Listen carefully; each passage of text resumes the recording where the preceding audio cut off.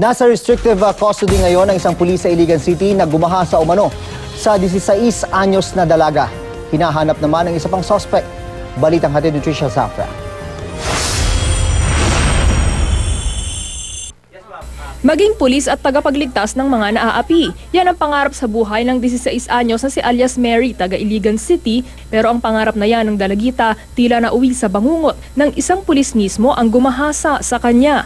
Kwento ng biktima, gabi ng April 12 nang sumideline siya bilang singer sa isang pasyalan sa lungsod nang magkayayaan ng inuman kasama ang kanyang barkada. Habang nagiinuman, dalawang lalaki raw ang lumapit sa kanila at nagpakilalang mga sundalo.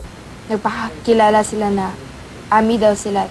Tapos nilagay niya yung baril sa lamesa. Sa takot ng mga kasama ng dalagita, nag-alisan sila at iniwan si alias Mary sa dalawang suspect. Maya-maya, makikita sa CCTV footage na isinakay si alias Mary sa isang tricycle.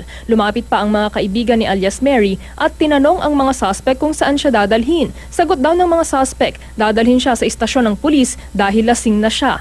Pero sa halip na istasyon ng pulis, sa isang motel daw dinala si alias Mary at pinagsamantalahan ng isa sa mga suspect.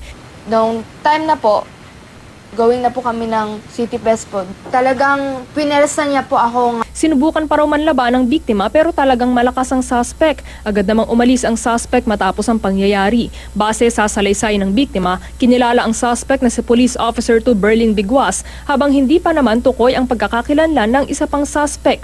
Nagpositibo rin na ginahasa ang biktima matapos ang isinagawang mediko legal sa kanya. Hustisya naman ang panawagan ngayon ng biktima at ng kanyang pamilya. Gusto ko po talagang mapakulong siya at makamit yung hustisya. Lalong-lalo na po hindi mababayaran ng kung anong halaga ng pera yung ginawa niya sa akin. Ayon sa hepe ng Iligan City Police Office, isinailalim na sa restrictive custody si Pio2 Biguas at tinanggalan na rin ng service firearm. Naharap siya ngayon sa kasong administratibo at forcible abduction with rape. Tumangging magbigay ng pahayag si Pio2 Biguas dahil hindi pa raw tapos ang kanyang counter affidavit. Wala pang impormasyon kung nasaan ang kasama ni Biguas. Siniguro naman ang hepe ng pulisya na hindi niya po protektahan ang kanyang mga tauhan kung mapapatunayang sila ay nagkasala. Trisha Zafra, GMA News.